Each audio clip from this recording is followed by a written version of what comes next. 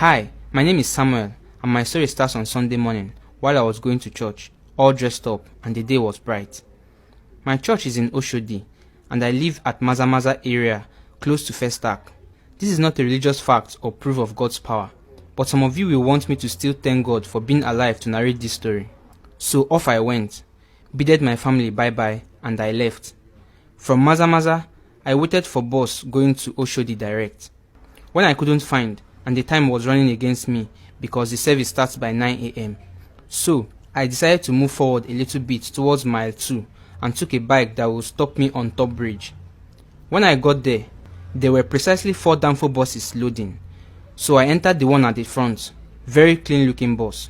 Without looking or scrutinizing the persons in the bus, I just entered like that with no suspicions on my mind.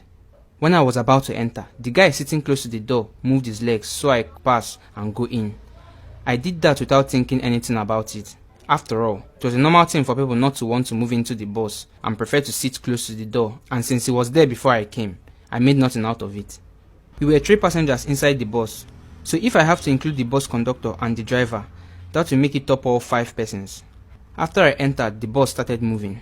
I was surprised, and I told the driver, "Oh boy, why are you moving now? Your bus is not yet filled up, and there are passengers. Why can't you just wait a little bit and fill the bus up?" But he didn't answer me and started driving off. That was when it dawned on me, say wahala don land. Monkey don go market, whether this one go return na another matter. What happened next happened so fast. So fast. I just noticed that the bus conductor gave the guy next to me a signal, and he started pushing me inside. Then it dawned on me that I have entered a one chance bus.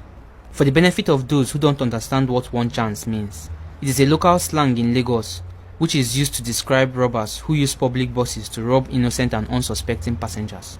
By then, the bus was speeding off, so I asked myself, what will I do now? I decided that I will rather die inside this bus with these guys than be killed for nothing. Let it be in my record that I fought for my life than let these guys rob me or use me for rituals. So my first target was the bus conductor. As soon as he tried to close the door, I sprang on him and pushed him off the bus. My speed of light action took all of them by surprise.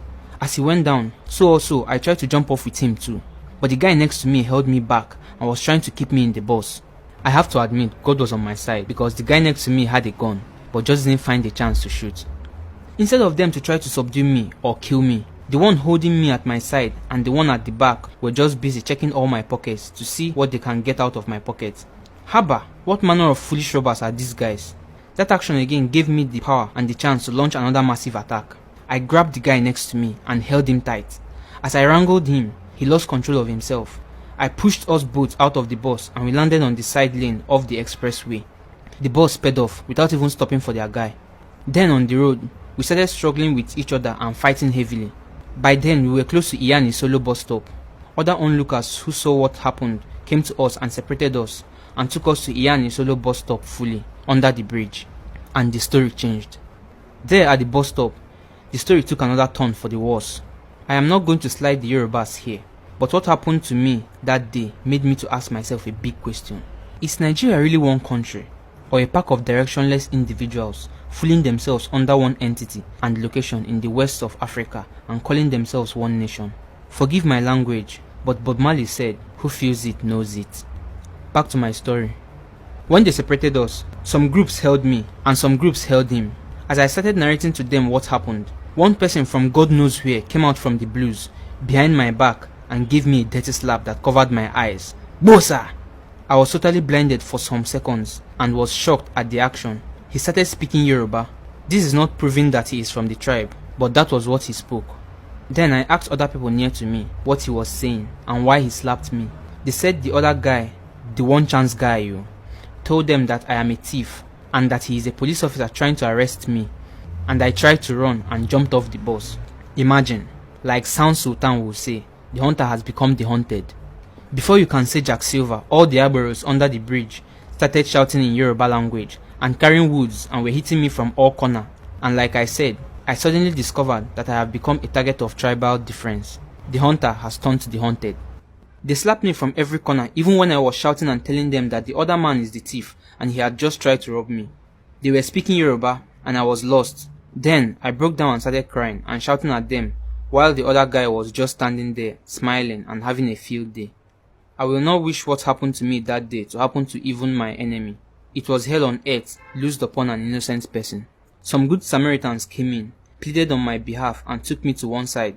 They asked me which tribe I am from, and I told them. I was then advised to do all I can and try to leave the place immediately, before something more terrible could happen to me. One of them got me a bike and told the bikeman to speed off from the place and take me away. The bikeman did as instructed, and that was how I left the place. That was how I survived both one chance and mob attack. All this while, I never knew how much injuries I had sustained, not until the bike guy got me back home. People on my street gathered and started asking what happened.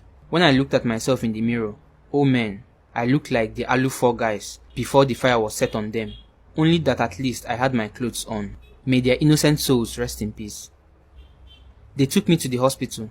That was when the inside injuries I had sustained began to bite me from within real hard and I passed out. I only got to know where I was some 3 days later. Right now, I am very fine and everything is fine. But please remember, while you board buses and do your thing, always remember that everybody is a suspect and you can be a victim. Look at the buses very well. Make sure there are many persons in the bus you enter. Make sure that there are men, women and children in the bus before you enter. And even when your own mother is in that bus, if your mind tells you not to enter, omo no enter o. I rest my case here. God bless Nigeria. Be safe. Thanks for listening to my story. And if you enjoyed this video,